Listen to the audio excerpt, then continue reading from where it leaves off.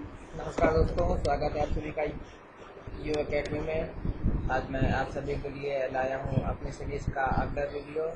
जैसा कि आप सभी लोग जानते हैं कि मैंने अभी तक आप लोगों के लिए अभी तक 3 एक्ट मैंने कवर अप किए हैं। पहला था आपका रेगुलेटिंग एक्ट, उसके बाद आया था पिट्स इंडिया एक्ट और फिर आया था आपका चार्टर एक्ट 1793 का। और अब मैं इसी सीरीज़ में आगे आपके लिए लेके आया हूँ चार्टर एक्ट 1813 का। ये भी बहुत ज़्यादा इम्पोर्टेंट है एग्ज़ाम की या परिदृष्टि से। कभी कभी इससे भी सब आपके पास क्वेश्चन आते रहते हैं, तो मैं आपके लिए ये वीडियो भी आज लेकर आया हूँ। तो इससे पहले कि मैं अपने वीडियो में आगे बढ़ूँ, आप सभी से एक बार फिर से मैं रिक्वेस्ट करना चाहूँगा कि जिन लोगों ने भी अभी तक मेरे चैनल को सब्सक्राइब नहीं किया है, प्लीज़ आप मेरे चैनल को सब्सक्राइब कर लीजिए।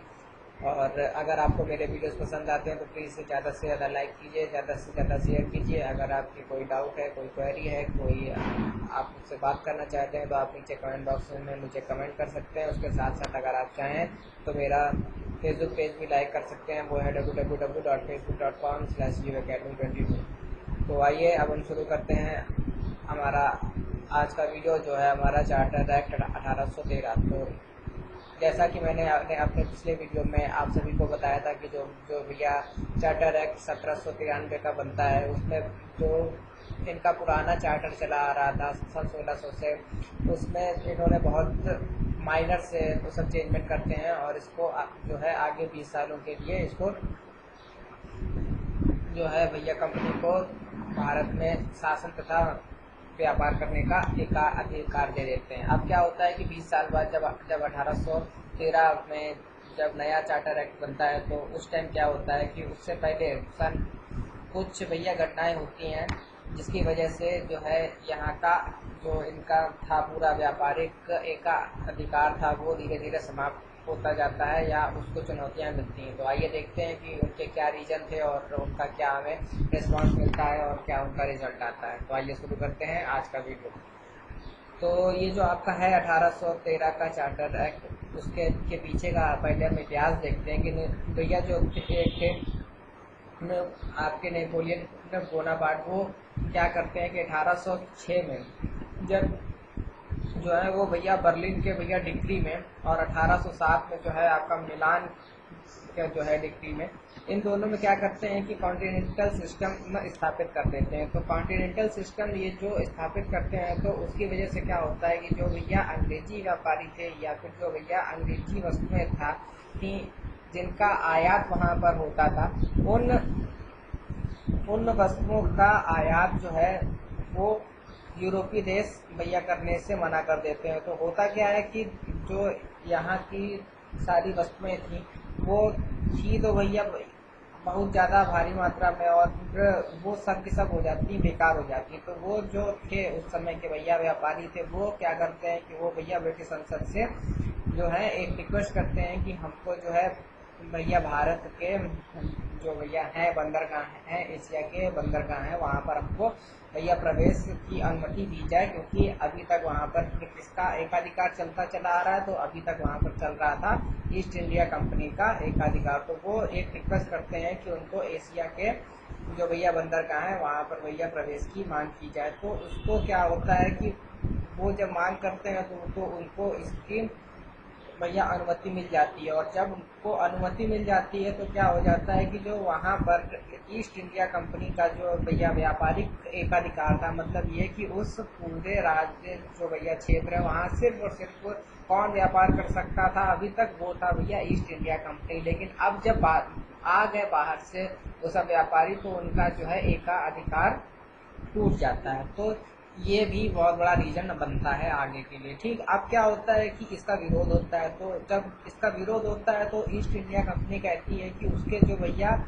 राजनीतिक अधिकार हैं और जो उसके व्यावसायिक विशेषाधिकार हैं, आप इन दोनों को सेपरेट नहीं कर सकते। जो हमको अभी तक जो भैया पिछले आपने इन पे वो सब कानून बनाए हैं और जो हमको सब सारे भैया अधिकार और विशेषाधिकार दिए गए हैं, मैं उन सब का भैया पालन कर रहा हूँ, और आप मुझको इन इन इन जो भैया हैं अधिकार हैं, आप मुझसे इनको अलग नहीं कर सकते। ठीक है, अच्छी बात है, नहीं कर सकते। तो क्या होता है कि इसके बाद क्या होता है कि एक सख्त लाइसेंसिंग प्रणाली बना दी जाती है। मतलब ये कि जो भैया बाहर के जो आ रहे थे व्यापारी, उनके लिए एक सख्त लाइसेंसिंग प्रणाली बना दी जाती है कि उनको जो है भारत में जो है वो सब व्यापार करने की तो भैया छूट मिल जाती है, लेकिन बहुत सख्त लाइसेंसिंग प्रणाली होती है कि मतलब वहाँ के वो सब नियम कानून वो सब सख्त रहते हैं कि आप इन इन चीज़ों का ही व्यापार कर सकते हैं। इन वस्तुओं के अलावा अगर आप किसी और वस्तु का व्यापार करेंगे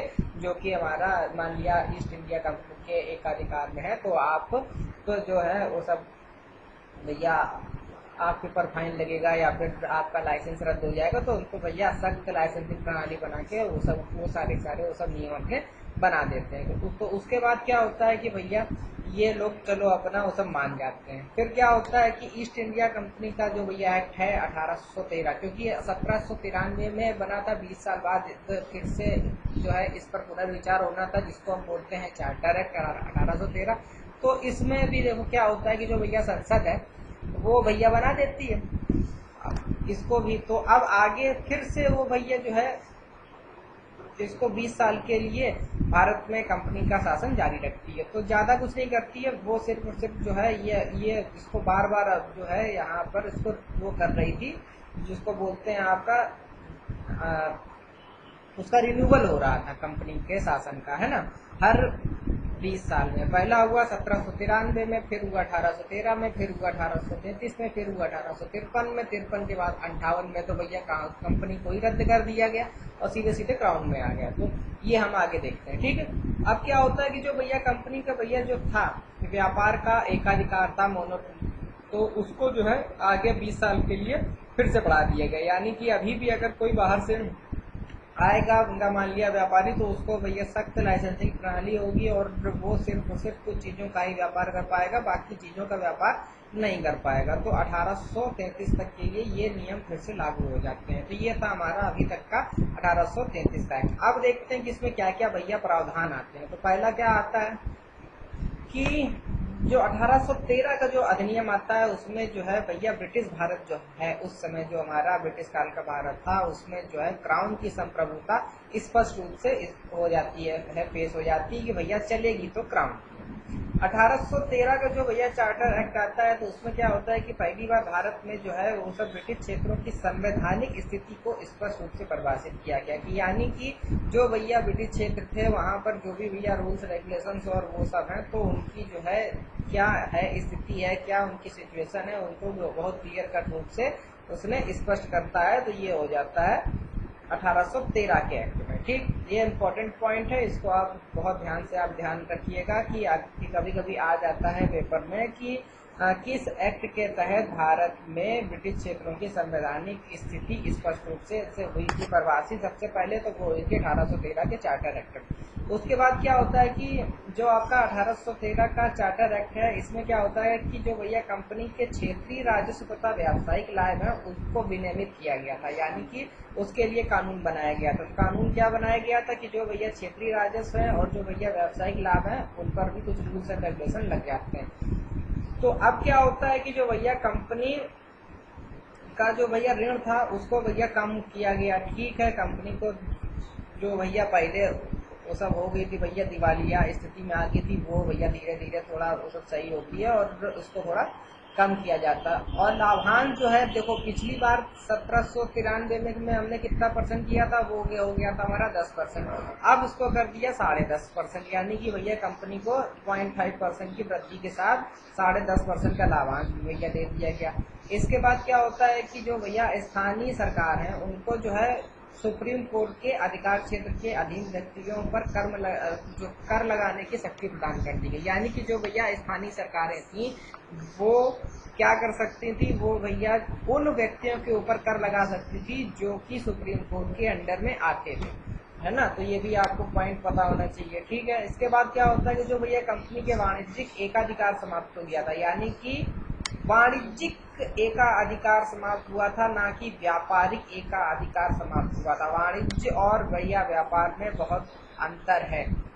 वाणिज्यिक एकाधिकार समाप्त हो गया था, लेकिन क्या हुआ था कि अभी भी ईस्ट इंडिया कंपनी के पास चीन के साथ जो उसका व्यापार हो रहा था और जो भैया चाय का भैया व्यापार हो रहा था, स्पेशली चाय तथा अफीम ही होती थी, तो इन दोनों का उनका जो भी भैया व्यापार था उसका एकाधिकार अभी भी कंपनी के पास में था, लेकिन बाकी भारत के अंदर जो उसका वाणिज्यिक एकाधिकार था वो समाप्त हो गया था। और मैं इसको भारत नहीं पूरा भैया एशिया ही कहेंगे, क्योंकि जो हमारा हुआ था आपका कॉन्टिनेंटल वाला जो हुआ, उसके बाद क्या होता है कि जो भैया थे उस ब्रिटिश व्यापारी थे वो अब धीरे धीरे आने लगे भैया या एशिया में, इसलिए इसका वाणिज्यिक एकाधिकार समाप्त हो गया कि अब भैया कंपनी के अलावा भी बाकी व्यापारी आकर व्यापार करने लगे थे।